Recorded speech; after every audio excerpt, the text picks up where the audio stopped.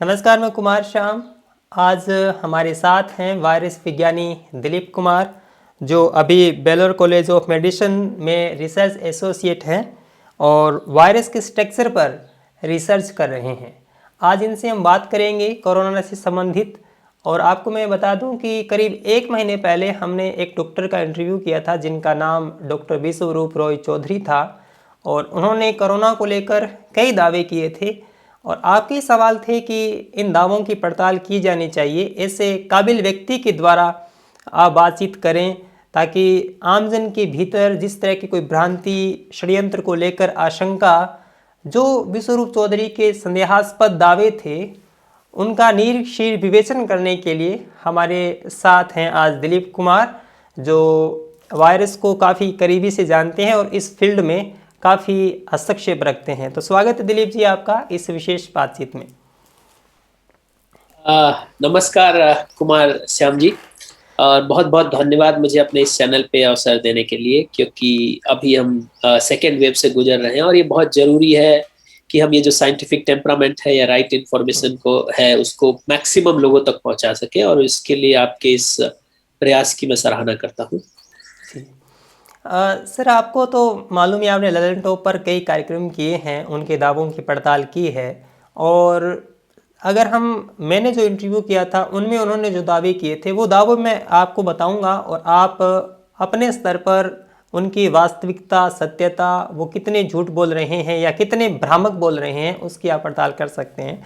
उन्होंने जो एक बात, उभयनिष्ठ बात जो हर कहीं कही है कि कोरोना वायरस दरअसल एक षड्यंत्र है, एक सामान्य फ्लू है जो कि हर वर्ष होता है, और उसका नाम भी उन्होंने इन्फ्लुएंजा लाइक इलनेस बताया, और ये प्रोपेगेंडा के तहत प्रसारित किया गया। ये दरअसल कोरोना वायरस नहीं है बल्कि मीडिया वायरस है, ऐसा उन्होंने कहा। तो आपका क्या कहना है इस पर? कुमार श्याम जी, पहली बात मैं सबसे पहले बोल देना चाहूंगा, क्योंकि मैंने पहले भी एक ललन टॉप पे विश्वरूप राय चौधरी के ही एक वीडियो को, उनके दावों का खंडन किया था। तो सबसे पहली बात मैं जो आपके व्यूवर्स को बताना चाहूंगा कि इसमें मेरा कोई व्यक्तिगत किसी से कोई वो नहीं है। मेरा सिर्फ एक ही काम है कि जो साइंटिफिक एविडेंस है उसको लोगों तक पहुंचाऊं, और उसमें जो भी गलत इंफॉर्मेशन है उसको लोगों तक जाने से रोकूं। ठीक है। नाउ अब कमिंग टू डॉक्टर विश्वरूप राय चौधरी के जो दावे हैं, सबसे पहला दावा जो है उनका ये है कि ये एक प्रोपेगेंडा है या फिर ये एक इन्फ्लुएंजा लाइक इलनेस है, ये कोई पेंडेमिक या कोई सीरियस वायरस नहीं है। राइट। तो सबसे पहली चीज जो हमें देखनी चाहिए, किसी भी पर्सन को वो ये देखना चाहिए कि आप किसी के सेंटिमेंट्स पे मत जाइए कि वो क्या सोच रहा है, कोई भी कितना भी स्पेशलिस्ट है। आपको हमेशा डेटा देखना चाहिए। राइट। आज के टाइम में कितनी दुखद बात है कि एक बंदा जिसका कुछ सोशल मीडिया पे प्रेजेंस है, लोगों के बीच में उसकी वॉइस जाती है, वो ऐसे गलत तरीके के इंफॉर्मेशन लोगों को पहुंचा रहा है जिसकी वजह से उसकी लाइफ को, लोगों की लाइफ को रिस्क हो सकता है। अगर आप डेटा देखते हैं, अभी राइट नाउ जब मैं आपसे बात कर रहा हूं, दुनिया में मोर देन 3 बिलियन यानी 30 लाख से ज्यादा लोगों की डेथ हो चुकी है। यूएस में आप अगर अकेले देखते हो तो अराउंड 5 लाख से ऊपर डेथ हो चुकी है। इंडिया में हम अभी जैसे सेकेंड वेव से गुजर रहे हैं, ऑलमोस्ट सारी मेजर सिटीज को ऑलमोस्ट लॉकडाउन लाइक स्थिति है, और इंडिया में भी मोर देन 2 लाख से ज्यादा डेथ्स हो चुकी है। और जैसा आप जानते भी होंगे कि हमारे यहाँ इतना टेस्टिंग नहीं है छोटे कस्बों और गांव के इलाकों में, तो ये जो नंबर ऑफ डेथ्स है ये वेरी वेल एक्सेप्टेड है कि ये अंडर रिपोर्टेड है, क्योंकि अगर आपका टेस्ट नहीं होगा और डेथ हो जाती है तो आपको कोरोना के डेथ में नहीं डाला जाता है। तो ये डेथ नंबर बहुत ज्यादा हो सकती है एज कम्पेयर टू 2 लाख अभी जो हम जानते हैं। राइट। सो एक बात तो सही है कि deaths can never tell lie. जो नंबर ऑफ डेथ है वो कोई झूठ नहीं, ये एक फैक्ट है, ये डॉक्यूमेंटेड है। अब जब इतने लोग किसी एक पर्टिकुलर वायरस की वजह से अगर मर रहे हैं तो उसको प्रोपेगेंडा कहना, आपका इससे बड़ा कोई मेरे हिसाब से क्राइम नहीं हो सकता है। This is a very big crime कि आप इतनी बड़ी त्रासदी को एक प्रोपेगेंडा बना करके जनता को गुमराह कर रहे हैं। ठीक है। अब ये प्रोपेगेंडा क्यों नहीं है? ठीक है। इन्फ्लुएंजा लाइक इलनेस और इसमें डिफरेंस क्या है, और उसके लिए आपको वायरोलॉजी जानना होगा। ठीक है। वायरोलॉजी में अगर आप स्टडी करोगे तो डिफरेंट वायरसेस का डिफरेंट जेनेटिक मटेरियल है, वो डिफरेंट टाइप से ऑर्गेनाइज होते हैं। तो जो फ्लू वायरस है वो इन्फ्लुएंजा वायरस से आता है, जो फ्लू होता है नॉर्मल, और उसका एक अलग ग्रुप है, वो वायरस डिफरेंटली क्लासीफाई होता है, और कोरोना वायरस डिफरेंटली क्लासीफाई होता है। ये बात सही है कि कोरोना वायरस जो सबसे पहले 1960s में अराउंड कैरेक्टराइज किया गया था, और तब से हमारे ह्यूमन पॉपुलेशन में बहुत सारे कोरोना वायरस के नॉर्मल स्ट्रेन है, जिसकी वजह से हमें कोल्ड होता है, और रफली 20 to 30% कोल्ड के केसेस नॉर्मल कोरोना वायरस की वजह से होता है। लेकिन जब ये corona virus different different organism में होता है, जैसे ये वाला वायरस सपोजिटली बैट्स में होगा, बहुत सारे और डिफरेंट ऑर्गेनिज्म में different form of corona virus होता है, तो कभी कभी क्या होता है कि वो कोरोना वायरस जो किसी दूसरे ऑर्गेनिज्म में है उसमें कुछ म्यूटेशन होता है या कुछ चेंज आता है, जिससे वो आपके सिस्टम में जंप कर जाता है ना। उस ऑर्गेनिज्म को ज्यादा नुकसान नहीं पहुंचाएगा, लेकिन जब ये आपकी बॉडी में जाता है तो आपकी इम्यून सिस्टम को ओवरटेक कर सकता है, क्योंकि वो आपकी बॉडी के लिए नया है, तो आपका इम्यून सिस्टम उसके लिए रेडी नहीं हुआ है। और यही इस कोरोना वायरस के केस में हुआ है। तो आप देखेंगे तो 2019 दिसंबर टाइम में सबसे पहला रिपोर्ट आया था कि कुछ सांसों से रिलेटेड या रेस्पिरेटरी डिसीज से रिलेटेड एक आउटब्रेक हुआ है वुहान के से फिश जो वेट मार्केट है उसके पास कुछ फ्यू हंड्रेड केसेस आए थे। तो उसके बेस पे कुछ लोगों ने डिटेक्ट मतलब ये स्पेकुलेट किया कि यहाँ पे एक आउटब्रेक हुआ, राइट। नाउ ये कोरोना वायरस कैसे इसको वो किया गया, जब वहां पे डॉक्टर्स के पास केसेस आए, उन्होंने उस सिम्टम्स को देखा, तो वो सिम्टम्स ज्यादा मैच कर रहे थे एक 2003 में हुए कोरोना वायरस के आउटब्रेक के साथ। 2003 में भी चाइना में एक कोरोना वायरस का आउटब्रेक हुआ था, जिसको उसी में वहीं पे कंटेन कर लिया गया था, वो पूरे वर्ल्ड में नहीं फैल पाया था। तो उससे इस वाले के सिम्टम्स मैच हो रहे थे, जो रेस्पिरेटरी डिस्ट्रेस आ रहा था आपकी बॉडी को, उसके बेस पे स्पेकुलेट किया गया कि ये कोरोना वायरस हो सकता है। ठीक उसके बाद जो है, जब साइंटिस्ट के पास ज्यादा पेशेंट आए, उन्होंने सैंपल कलेक्ट किया, उसके बाद with in a month around 11 जनवरी 2020 को इसका सीक्वेंसिंग किया गया। सीक्वेंसिंग जो होता है उसमें आप उसका जो जीनोमिक मटेरियल है उसका ऑर्डर पता करते हो, उसके बेस पे आपको पता चलता है एग्जैक्टली ये क्या वायरस है। तो अब डेटा देखिए वेरी क्लियरली, आपको पहले सिम्टम दिखा, सिम्टम के बेस में आपने स्पेक्यूलेट किया, उसके बाद सैंपल को लेकर के सीक्वेंस किया, उस सीक्वेंस को जब मैच किया गया तो देखा गया कि ये कोरोना वायरस से सबसे ज्यादा मैच होता है। लेकिन ये थोड़ा सा डिफरेंस है, जो नॉर्मल 2003 में कोरोना वायरस जिसने फैलाया था बीमारी चाइना में, उससे थोड़ा डिफरेंट है। उस डिफरेंस की वजह से ये ज्यादा इंफेक्शियस हो जा रहा है, ठीक है। तो इसकी वजह से इसको नोवेल कोरोना वायरस बोला गया, क्योंकि ये थोड़ा डिफरेंट था।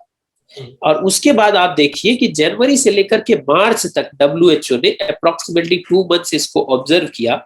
फिर ये चाइना से एशिया के, यूरोप के डिफरेंट कंट्रीज में आया, उसके बाद यूएस में आया, देन 11 मार्च या अराउंड मार्च में इसको पैंडेमिक डिक्लेयर किया गया, राइट। तो इस बीच में आप बताइए कौन सी ऐसी कड़ी है जहां पे आपको लगता है कि कहीं प्रोपेगेंडा हो सकता है, ठीक। उसके बाद आप जानते हैं कि यूएस में क्या हाल हुआ, यूरोप में क्या हाल हुआ, फिर इंडिया में अभी क्या हाल हो रहा है। तो ये बहुत वेरी क्लियरली आपके सामने डॉक्यूमेंटेड एविडेंस है, जिसका एक्सपेरिमेंट करके प्रूव किया गया है कि ये क्यों डिफरेंट है, इसमें क्या डिफरेंस है, और ये क्यों ज्यादा डेंजरस है। डेंजरस क्यों है, ये एक पॉइंट में सबको बता देना चाह रहा हूँ कि आप इन्फ्लुएंजा और इसमें सबसे नॉर्मल जो आप डिफरेंस देखते हैं, आपको अगर जुकाम होता है, राइट, तो आपको जब जुकाम होता है तभी आप अगर दूसरे पर्सन से मिलते हो तो आप उसको जुकाम दे सकते हो, जो नॉर्मल इन्फ्लुएंजा होता है। यानी आपको जब सिम्टम आता है तभी आप उसको दूसरे पर्सन को स्प्रेड कर सकते हो, राइट। इसका मतलब आपको सिम्टम आया, आप घर में बैठ गए तो वो नहीं फैलेगा, राइट। लेकिन इस कोरोना वायरस में क्या हुआ, बिकॉज ये इन्फेक्टिव ज्यादा, इसमें कुछ चेंजेस आए थे, ये वाला वायरस तभी आप दूसरों को दे सकते हैं जब आपके अंदर सिम्टम नहीं है। इसी वजह से ज्यादा फैल गया, वरना पूरा वर्ल्ड इसको कंट्रोल कर सकता था कि सिम्टोमेटिक पर्सन को आप कंटेन कर दीजिए, चैन ब्रेक हो जाएगी, ये नहीं फैलेगा। लेकिन इस वायरस के केस में क्या था कि आपके अंदर आया, आपकी बॉडी में, और आपको सिम्टम डेवलप होने में 7 से 8 दिन ले रहा था, जो पुराना स्ट्रेन था। उस ड्यूरेशन में आप 100 लोगों को, जितने लोगों को मिल रहे हो सबको ये दे सकते हो, और इस तरह से ये अक्रॉस द बॉर्डर फैलता गया, और जब तक आपको सिम्टम आता है आप दूसरों को फैला चुके हो। तो ये डिफरेंस था। दिस इज वाई इसको नोवेल कोरोना वायरस बोला गया है, दिस इज वाई इसके ऊपर ज्यादा स्ट्रेस दिया जा रहा है, दिस इज वाई ये पूरे वर्ल्ड में इस समय इतनी बड़ी त्रासदी बन चुका है। तो इसको प्रोपेगेंडा बोलना, मीडिया वायरस बोलना, ये लोगों की लाइफ के साथ खेलना है। सो दिस इज डेफिनेटली उन्होंने आगे ये भी कहा कि WHO ने तो बस सीधा ही कह दिया कि ये महामारी है, उन्होंने कोई एविडेंस नहीं दिया। कोई महामारी एविडेंस के आधार पर तय होती है, न कि किसी के बयान के आधार पर। तो क्या WHO ने कोई एविडेंस नहीं दिया? ये इनके, अब इन्हीं की बात में देखिए कॉन्ट्राडिक्शन क्या है। इनके पास भी कोई एविडेंस नहीं है, सिर्फ ये बयान दे, राइट। अब WHO ने देखिए क्या किया। सो WHO ऐसे नहीं है कि एक दिन आता है और बोलता है ये महामारी, ठीक है। आपको जनवरी 11 को सीक्वेंस से पता चल गया है कोरोना वायरस, और ये मार्च मिड में जाकर के डिक्लेयर हुआ है कि पैंडेमिक है। तो एक पैंडेमिक किसी भी चीज को डिक्लेयर करने के लिए WHO का एक पर्टिकुलर क्राइटेरिया है कि ये इतना देशों में फैल चुका हो, डिफरेंट कंट्रीज उसके ऊपर कंसर्न दिखाए, उसका डिफरेंट लेवल ऑफ वार्निंग दिया जाता है, लेवल 4, लेवल 5। जनरली लेवल 5 आ जाने पे उसको पैंडेमिक की कैटेगरी में सीरियस मान लिया जाता है। जब डिफरेंट कंट्रीज इसको नेशनल इमरजेंसी या नेशनल डिजास्टर डिक्लेयर करने लगते हैं या ये कंसर्न दिखाते हैं कि it is going to be big problem, तब उसके बाद WHO, देखिए WHO एक पर्टिकुलर कंट्री को बिलोंग नहीं करता है, ये इंटर गवर्नमेंटल ऑर्गेनाइजेशन है, सारी वर्ल्ड की ऑलमोस्ट सभी पावरफुल गवर्नमेंट्स उसका पार्ट होती है। तो उनका कंसर्न जब आता है और एक नंबर ऑफ लाइक दिखने लगता है कि एक नंबर ऐसा पहुंच गया जिसपे हमें अलर्ट होना चाहिए, उसी के बाद WHO ने इसको पैंडेमिक डिक्लेयर किया। जनवरी में राइट अवे नहीं किया। देखिए आपने देखा जनवरी में चाइना से क्या न्यूज आ रही थी, पूरा चाइना में नए नए हॉस्पिटल्स बनाए जा रहे थे, लोगों की डेथ्स हो रही थी, लोग हॉस्पिटल के बाहर ऑक्सीजन सिलेंडर के लिए तड़प रहे थे। उस टाइम पे भी WHO ने पैंडेमिक डिक्लेयर नहीं किया, क्योंकि WHO उसके पैटर्न को देख रहा था, उनके एक्सपर्ट इसको एनालिसिस कर रहे थे, दूसरे कंट्रीज में कैसे बिहेव करता है। ओनली जब ये मोर देन 30 कंट्रीज में फैल चुका, जब इसकी नंबर ऑफ डेथ्स काफी दिख रही थी, उसी के बाद WHO ने एक एविडेंस के बेस पे डिक्लेयर किया। ऐसा नहीं है कि एक दिन सुबह WHO चीफ आए उठ के बोल दिया पैंडेमिक है। सो ये उनका I guess lack of knowledge होगा जो ये ऐसा बोल रहे हैं। It has been very well looked upon, अच्छे से सारे एक्सपर्ट्स ने देखा, उसके बाद उन्होंने पैंडेमिक डिक्लेयर किया ताकि वर्ल्ड की सारी गवर्नमेंट इसको लेकर के सीरियस हो जाए और अपने अपने जो भी मेजर्स हो उसको रोकने के लिए फॉलो करें। तो ये ऐसा कुछ नहीं है कि बिना किसी एविडेंस के किया गया है। सर उन्होंने एक चीज़ इस पर भी प्रश्न उठाया कि जो कोरोना की जांच करते हैं हम, जिससे पता लगता है कि हम पॉजिटिव हैं या नेगेटिव है, जिस RT-PCR टेस्ट जिसको बोलते हैं हम, वो कहते हैं कि इसको किसी ने अप्रूव नहीं किया, ये मान्य है ही नहीं, इससे पता ही नहीं चलता कि वायरस है शरीर में या नहीं है। यस तो उसके पहले सबसे पहले उन्हें जानना चाहिए RT-PCR टेस्ट क्या है, राइट। और किसी ने अप्रूव नहीं किया, ये तो सबसे बहुत ही बेसलेस है। इंडिया में ICMR ने अप्रूव किया है जो भी टेस्ट आप कराते हो। अगर आप कभी टेस्ट कराने गए होगे तो सबसे पहला कंडीशन होता है कि आपको ICMR अप्रूव लाइब्रेरी जो भी लेबोरेटरीज हैं उन्हीं से टेस्ट कराना है, ठीक है। सो ICMR हमारे यहाँ सबसे बड़ा एजेंसी है जो मेडिकल रिलेटेड ऐसी कंडीशंस को रेगुलेट करता है। तो ICMR ने हमारे यहाँ अप्रूव किया है, US में CDC ने अप्रूव किया है, से डिफरेंट कंट्री की अपनी ऑर्गेनाइजेशंस हैं जिन्होंने उसको अप्रूव किया, ठीक है। नाउ RT-PCR का कॉन्सेप्ट क्या है और इसका भी डेटा आप देखिए, ठीक है। अब जैसे आप डेटा देख लेते हैं कि अभी दिल्ली में देख लीजिए, दिल्ली में इस समय पॉजिटिविटी रेट 30% आ रहा है। उसका मतलब ये है अप्रोक्सीमेटली 30 कि अगर आप 100 सैंपल ले रहे हो तो 30 पॉजिटिव आता है, लेकिन आप 2 महीने पहले चले जाते हो तो हो सकता है आपको अराउंड 10-15% था, यानी कि 100 में से ओनली 10 या 12 लोग पॉजिटिव आ रहे थे। कर्नाटका में अभी मैंने एक रिपोर्ट पढ़ा है, अराउंड 50% पॉजिटिविटी टेस्ट है, मतलब 50 आप हर दूसरा पर्सन टेस्ट होने वाला पॉजिटिव आ रहा है। अगर ये रैंडम होता तो आप बताइए दिल्ली और कर्नाटका में नंबर्स बढ़ रहे हैं, लोग सिक हो रहे हैं, हॉस्पिटल में जा रहे हैं, उसी तरीके से पॉजिटिविटी नंबर भी बढ़ रहा है, राइट। तो रैंडम तो नहीं है। और ये रैंडम क्यों नहीं है, उसके ऊपर यही अगेन आपको जाना है कि इसका टेस्ट कब आया। इसका टेस्ट RT-PCR एक पुरानी टेक्नोलॉजी बहुत सालों से, लेकिन RT-PCR टेस्ट को अप्रूवल कब मिला या लोग कब करने लगे, जब इसका सीक्वेंस आया। तो आपका सीक्वेंस जो होता है जीनोमिक मटेरियल, वो एक स्ट्रेच होता है और वो एक अरेंज होता है एक पर्टिकुलर मैनर में। RT-PCR टेस्ट करने के लिए आप उसी स्ट्रेच के अगेंस्ट एक डिजाइन करते हो अपना सीक्वेंस, जो सिर्फ कोरोना वायरस के सीक्वेंस के साथ ही बाइंड करता है। जब वो बाइंड करेगा तभी वो RT-PCR में सिग्नल देगा और आप पहचान पाओगे कि ये बंदा पॉजिटिव है। तो यहाँ पे कोई रैंडमनेस नहीं है। और अगर आप पॉजिटिव हो तो आपको फिर सिम्टम भी पता चलने लगते हैं, कुछ लोग एसिम्प्टोमेटिक रहते हैं, ठीक है। तो ये एक बहुत ही वेल एस्टेब्लिश्ड टेक्निक है और उस टेक्निक को इसके ऊपर अप्लाई किया गया जब हमारे पास सीक्वेंस है। आप अगर देखोगे इंडिया में अराउंड मार्च अप्रैल लास्ट ईयर जब आया था तो जून में सीक्वेंसिंग का टेस्टिंग बहुत कम थी, राइट।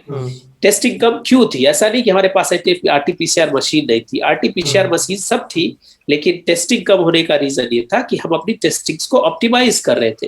हम उस पर्टिकुलर सीक्वेंस के अगेंस्ट अपनी चीजों को ऑप्टिमाइज कर रहे थे ताकि ज्यादा से ज्यादा परफेक्ट रिजल्ट्स को हम गेन कर सके, और एक बार सारा ऑप्टिमाइज हो गया तो हम एक दिन में 20-20 लाख 25 लाख तक टेस्टिंग करने लगे, बिकॉज हमारे पास एक स्टैंडर्डाइज प्रोटोकॉल है। ठीक है, तो हर देश की जो वहां की गवर्निंग मेडिकल गवर्निंग बॉडीज हैं, उन्होंने इन टेस्ट को अच्छे से स्टडी किया है, उसके बाद इसको अप्रूव किया है, उसके बाद टेस्टिंग किया जाता है, और टेस्टिंग का रिजल्ट जो होता है वो कहीं भी जहां पे आप नंबर और हॉस्पिटलाइजेशन बढ़ रही है वहां पे आप देखोगे पॉजिटिविटी रेट हाई है, जहां पे नंबर कम है वहां पे पॉजिटिविटी रेट कम है। सो इसको रैंडम कहना एक बहुत ही अगेन बहुत ही मिस इंफॉर्मेशन है, बहुत ही मिसलीडिंग इंफॉर्मेशन है, और ये आपको डेटा से बहुत क्लियरली दिख जाता है कि जहां पे लोग सिक है वहीं पे पॉजिटिव आता है। आप कहीं रैंडमली एक ऐसे देश में जाइए जहां पे ट्रीट हो जाए, से इजराइल में जाइए, वहां पे अभी भी टेस्टिंग हो रही है लेकिन पॉजिटिव बहुत कम आ रहे हैं, बिकॉज उन्होंने वैक्सीनेट कर दिया और वहां अभी वो नहीं फैल रहा है।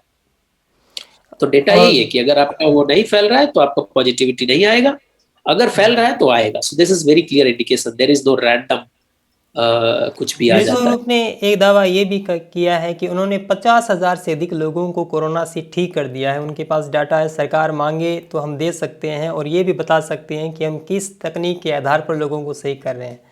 तो मेरा आपसे ये पूछना है कि सरकार फिर क्यों नहीं उनसे वो युक्ति जान लेती कि भाई कोरोना ठीक कैसे हो रहा है, इन्होंने 50,000 कर दिए। देखिए श्याम जी, एक जो साइंस है ना, साइंस का सबसे ब्यूटीफुल एक प्रोसेस होता है। प्रोसेस क्या है कि आज आप कोई डिस्कवरी करते हो, सपोज मैं कोई डिस्कवरी क्लेम करता हूँ, तो उसके लिए बहुत वेल ऑर्गेनाइज्ड एक बॉडी होती है जो आपके रिसर्च को आप उसको भेजते हो, जैसे जर्नल्स होते हैं, लैंसेट है, एनईजेएम है। 50,000 लोगों को अगर ट्रीट कर लेते हो आज के टाइम में, आप वर्ल्ड की सबसे बेस्ट मेडिकल जर्नल में आप उसको पब्लिश कर सकते हो अगर आपका डेटा सही है तो। ठीक है, लेकिन उसके लिए आपको एक प्रोटोकॉल फॉलो करना होता है कि आपको 50,000 में रैंडम क्लिनिकल ट्रायल करना होगा, जिसमें आपके पास डिफरेंट कंट्रोल ग्रुप होंगे, प्लेसिबो होगा, ट्रीटमेंट होगा, और आप क्या ट्रीटमेंट दे रहे हो, उसका क्या केमिकल कंपोजिशन है और किस बेस पे वो ठीक कर रहा है आपके उसको। ऐसे तो आप घर में रेस्ट कर लेते, 90% लोग ऐसे ही इससे ठीक हो जाते हैं।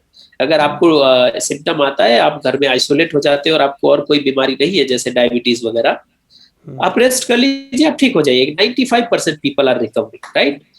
रेस्ट इसका मतलब ये नहीं कि रेस्ट करने से ट्रीट हो जा रहा है, आपका बॉडी फाइट कर ले और आप ठीक हो जा रहे हैं। अगर आप ट्रीटमेंट किसी चीज को क्लेम करते हो, उसका मतलब ये होता है कि अगर किसी पर्सन को डिसीज हुआ है और वो सीवियर हो रहा है और आप वो चीज उसको देते हो और ठीक हो जाता है, तो उसको आप ट्रीटमेंट बोलते हो, राइट। आपको किसी को कोई बीमारी हो गया, उसका अगर दवाई डॉक्टर देके ठीक करता है तो वो ट्रीटमेंट है। आप घर पे आराम करके रिकवर कर रहे हो, वो आपका बॉडी का सिस्टम है जो उसको फास्टली ओवरटेक कर रहा है, राइट। तो ये जो 50,000 का क्लेम है, इसमें सबसे बड़ा प्रॉब्लम यही है कि इनके पास कोई भी वेल एस्टेब्लिश प्रोटोकॉल या केमिकल कंपोजिशन उनकी किसी भी ड्रग का अवेलेबल नहीं है, ना कहीं रिपोर्टेड है, ना कहीं किसी रिसर्च जर्नल में पब्लिश्ड है। ठीक है, ऐसे तो कोरोना भी आया था, बोला था कि सब ठीक हो जाएगा, लेकिन हमारे देश में अभी क्या हाल हो रहा है आपको पता है, राइट। तो साइंस में आप ऐसे क्लेम नहीं कर सकते हो कि मैंने 50,000 ठीक कर लिया, गवर्नमेंट मेरे से क्यों नहीं मांग रही। गवर्नमेंट को अपना इंटरनेशनल क्रेडिबिलिटी को ध्यान रखना होता है कि आप जिस चीज को प्रूव कर रहे हो उसका आपका डेटा क्या है, आपने उस डेटा को पब्लिक प्लेटफॉर्म में रखा है क्या, आपके साइंटिस्ट के पास भेज के उसको एनालिसिस कराया कि आप किसी वर्ल्ड के या इवन इंडिया के साइंटिस्ट आईसीएमआर को अपनी रिपोर्ट भेजिए, वो एनालिसिस करेंगे, बताएंगे अरे आपका डेटा में क्या दम है क्या नहीं दम है। आप ऐसे ही रैंडमली कहीं पे आकर के क्लेम कर दे रहे 50,000 ठीक कर दिया है, डजंट मीन आपने 50,000 ठीक कर दिया है, क्योंकि आपका ट्रीटमेंट का कोई बेसिक नहीं है कि वो किस तरह से आपका पहली बात तो आप ये बोल रहे हो कि ये इन्फ्लुएंजा लाइक इलनेस है, ये प्रोपेगेंडा है। दूसरी तरफ आप क्लेम कर रहे हो आप 50,000 लोगों को ठीक कर रहे हैं, आपकी बात में ही प्रोपेगेंडा आ रहा है। तो ये कोई बेस नहीं है इसका कि आप 50,000 ठीक कर लिया, हमने हवा में बोल दिया और आपका कोई साइंटिफिक एविडेंस नहीं है। उन्होंने कहा कि मैंने उनसे सवाल पूछा कि ये अगर प्रोपेगेंडा है, इतने लोग मर क्यों रहे हैं, इतनी बड़ी संख्या में पॉजिटिव मामले कैसे आ रहे हैं, लोगों में त्राही त्राही माम बचा हुआ है, अफरा तफरी मची हुई है। तो उन्होंने कहा कि पैनिक की वजह से ये है। तो मैं आपसे पूछना चाहता हूँ कि सिर्फ पैनिक से क्या इतने बड़े स्तर पर, आप गाँवों की अब हालत देखें, जैसे मैं गाँव में बैठा हूँ, आप भी एक छोटे गाँव में बैठे हैं, तो चारों तरफ बुखार है, जुकाम है, सभी का बदन दर्द कर रहा है एक बड़े लेवल पर। तो क्या ये मतलब पैनिक मान सकते हैं, चलो दिल्ली में पैनिक हो गया, मुंबई में पैनिक हो गया, तो एक छोटे से गांव में जहां पर न तो टीवी की इतनी बड़ी पहुंच है न सोशल मीडिया की, तो वहां पर पैनिक कैसे हो सकता है? नहीं, आप देखिए पैनिक होने से ये हो सकता है कि लोग डर गए, बाहर ना निकले। पैनिक का क्या मतलब है कि लोग डर गए, राइट? आपको पैनिक हो गया, आप बाहर नहीं निकल रहे, तो पैनिक की वजह से लेकिन डेथ नहीं बढ़ जाएगी, ठीक है? डेथ इसलिए बढ़ रही है कि हमारा हेल्थ सिस्टम डेफिनेटली कॉम्प्रोमाइज्ड हो गया है, ऑक्सीजन अवेलेबल नहीं है, बेड्स अवेलेबल नहीं है, तो जो लोग बचाए जा सकते थे वो भी नहीं बचाए जा पा रहे हैं, तो ये एक पैनिक हो रहा है, ठीक है? लेकिन इसका ये मतलब नहीं कि डिसीज पैनिक है। पैनिक हो रहा है कि हमारे पास रिसोर्सेज नहीं है और कोई बंदा सिक हो रहा है और उसकी हालत खराब हो रही है, तो पैनिक कर रहा है, राइट? लेकिन उसकी वजह से वो डेथ नहीं हो रही, डेथ इसलिए हो रही है क्योंकि उसको रिसोर्सेज नहीं मिल रहे हैं जो नॉर्मल कंडीशन में मिलते तो वो ठीक हो जाता। और इसीलिए बहुत जरूरी है कुमार श्याम जी, मेरा ये इसी बात पे एम्फेसिस है कि राइट इंफॉर्मेशन अगर हम लोगों तक पहुंचाते हैं तो जो लोग घर पे ठीक हो सकते हैं वो घर पे ठीक हो जाएंगे, बिकॉज उनको पता होगा कि इसको मैनेज कैसे करना है। लेकिन जिन लोगों की तबीयत खराब होती है और जिनको मेडिकल अटेंशन चाहिए, उनके लिए हॉस्पिटल्स में बेड अवेलेबल हो सकते हैं अगर लोग इसको समझे और इससे रिलेटेड रूल्स को फॉलो करें, जैसे कि आप मास्क पहने, लोगों से दूर रहें, पब्लिक गैदरिंग में ना जाएं, शादी ब्याह जो ऑर्गेनाइजेशंस हो रहे हैं उसको अभी अवॉइड करें कुछ मंथ्स। अगर आप ये सब चीजें आप कर लेते हो तो आप इस चेन को स्लो कर सकते हो। स्लो करने से क्या होगा, एक तो लॉकडाउन नहीं करना पड़ेगा गवर्नमेंट को, तो इकोनॉमिक एक्टिविटीज चलेगी, लोग सर्वाइव करेंगे। ये बहुत बहुत क्रुशियल फैक्ट है कि लॉकडाउन करने से लोगों को भुखमरी और ये सब का प्रॉब्लम आ जाएगा, तो ये भी एक ऑप्शन नहीं है कि हम फॉर एवर लॉकडाउन करें। सबसे अच्छा ऑप्शन ये है कि हम जो भी बिहेवियर फॉलो करना चाहिए इससे बचने के लिए, जो बोला गया है, मास्क, डबल मास्क करना, हाथ धोना, लोगों से दूर रहना, पब्लिक गैदरिंग में न जाना, अगर हम उसको फॉलो करते हैं तो हम ये जो हेल्थ सिस्टम पे बर्डन आ रहा है उसको अवॉइड कर लेंगे, फिर नंबर ऑफ डेथ्स काफी हद तक अवॉइड की जा सकती है। लेकिन ऐसा नहीं है कि ये पैनिक वायरस है ही नहीं और ये सिर्फ पैनिक है, ये तो हो ही नहीं सकता ना। आप कोई भी अफवाह किसी सिटी में फैला दीजिए, किसी भी तरह का पैनिक, इसका ये मतलब नहीं लोग मरने लगते हैं, लोग घरों में छुप जाएंगे या लोग शहर छोड़ते हैं। लेकिन नंबर ऑफ डेथ्स जो है वो बहुत क्लियर इंडिकेशन है कि ये वायरस हमारे बीच आ गया है और उसकी वजह से लोगों की डेथ्स हो रही है। इसलिए लोगों को बहुत जरूरी है कि इसको सीरियसली लें, सारे प्रोटोकॉल्स फॉलो करें। वही बात है, अगर आप फॉलो करते हो अच्छे से तो आप 95% पीपल को हॉस्पिटल भी 90% लोगों को नहीं जाने की जरूरत पड़ेगी। मैंने इसी सवाल पर उनसे पूछा कि पैनिक से किसी का ऑक्सीजन लेवल तो नहीं घट जाएगा, वो थोड़ा डर सकता है थोड़ा, लेकिन उन्होंने कहा कि ऑक्सीजन लेवल तो जो आप मास्क पहनते हैं, मास्क की वजह से आप ऑक्सीजन ग्रहण नहीं कर पाते हैं, आपके शरीर में कार्बन डाइऑक्साइड की मात्रा बढ़ जाती है, ऑक्सीजन का लेवल घट जाता है। और उन्होंने एक नाम बताया, हाइपरकेफनिया नाम की जो बीमारी है, सांस की दिक्कत, वो हो जाती है। तो आप इस तथ्य पर उनके क्या कहना चाहते हैं? तो हाइपर कैप्निया क्या है, मतलब मुझे बड़ा इंटरेस्टिंग लगता है कि विश्वरूप जी ऐसे कुछ टेक्नोलॉजी टर्म्स ला देते हैं जिसको लोग सुन के बोलते हैं अरे वाह बहुत साइंटिफिक है, राइट? सो हाइपर कैप्निया एक ऐसा ही वर्ड है। Hypercapnia is basically increase of carbon dioxide in your blood, ठीक है? ज्यादा कार्बन डाइऑक्साइड जाता है तो उसको हाइपर कैप्निया बोलते हैं, जिससे आपको रेस्पिरेटरी स्ट्रेस आ जाता है, ठीक है? नाउ आप ये बताइए, जो भी मास्क आपको रिकमेंड किया गया है, most of the mask are cloth mask, कपड़े, सूती कपड़े का मास्क होता है, राइट? या कुछ N95 मास्क है। आपको कहीं भी प्लास्टिक का मास्क पहनने को नहीं बोला जाता, राइट? अगर आप प्लास्टिक का मास्क पहन रहे हो जिससे एयर ट्रांसफर नहीं हो सकती है आप बाहर से, तो आपको हो सकता है कि आपको फिर ऑक्सीजन नहीं जाए, ऑक्सीजन की कमी हो जाए और आपको स्ट्रेस आ जाए। लेकिन आप ये सिंपली सोचिए कि एक सूती कपड़े का मास्क है या फिर N95 जिसमें फाइबर्स, छोटे छोटे पोर्स होते हैं, वो आप पहनते हो तो आपका सिर्फ और सिर्फ डस्ट पार्टिकल है जो फिल्टर होगा, और कुछ वायरसेस होंगे जो उसके आसपास लग के आपके अंदर तक नहीं आएंगे, और अगर आपके अंदर वायरस है तो बाहर दूर तक नहीं जाएगा, राइट? उसके अलावा बताइए कोई भी साइंटिफिक रीजन कि हवा जो है, जिसका बहुत मतलब जो आसानी से सूती कपड़े या किसी मास्क के थ्रू नॉर्मली थ्रू कर सकता है, वो आखिर ऑक्सीजन को कैसे नहीं आने देगा, राइट? साइंटिफिकली इसमें कोई लॉजिक नहीं है, क्योंकि वो सिर्फ हवा ही होता है ना ऑक्सीजन, तो ऑक्सीजन कोई पार्टिकल नहीं है कि उसको इतना बड़ा होल चाहिए आपके नाक तक आने के लिए, राइट? जो भी आप मास्क पहनते हैं, क्लॉथ मास्क या फिर N95 मास्क, उससे ऑक्सीजन और कार्बन डाइऑक्साइड बहुत अच्छे से फ्लो हो सकता है, अनलेस आपको कोई रेस्पिरेटरी डिसीज हो जिसके लिए आपको जैसे अस्थमा वगैरह लेना पड़ता है, इनहेलर वगैरह, तो वो केस में मास्क लगाओ या ना लगाओ, अगर आपको अस्थमा अटैक आया तो आपको दवाई लेना पड़ेगा, राइट? इन नॉर्मल केस जब आप मास्क लगा रहे हो तो आपका ऑक्सीजन कहीं भी कॉम्प्रोमाइज नहीं होता है। और आप बता दीजिए किसी भी एक कंट्री में, ऑलमोस्ट सारी कंट्रीज में बड़े मास्क का मैंडेट है, हमारी कंट्री में ही है, आप भी हजारों लोगों को जानते हो, एक सिंगल केस बता दीजिए जहां किसी ने मास्क पहना और उसको ऑक्सीजन की कमी फील हो रही है। एक उन्होंने उन्होंने एक तंजानिया तंजानिया नाम के देश का उदाहरण दिया, लेकिन मैंने जब सर्च किया गूगल पर तो वहाँ भी रिकमेंड करने लग गए हैं कि आप मास्क पहनिए। यही यही मेरे को प्रॉब्लम है, पता है। आप ऐसे पर्सन से इसलिए प्रॉब्लम है कि आप एग्जाम्पल एक ऐसी कंट्री का देते हो जो पुअर है, जो पिछड़ा है और जहाँ कोई डेमोक्रेटिक सिस्टम नहीं। आप कुमार श्याम जी फिर से देखिए, अगर आप पैटर्न देखते हैं इस वायरस का, तो इस वायरस का सबसे ज्यादा जो डेवास्टेशन या जो डैमेज दिखाया गया वो सिर्फ डेमोक्रेटिक कंट्रीज में दिखा है। आप जानते हैं क्यों? इसका ये मतलब नहीं सिर्फ डेमोक्रेटिक में फैला है, क्योंकि डेमोक्रेटिक सिस्टम में प्रेस और साइंस फेयर होता है।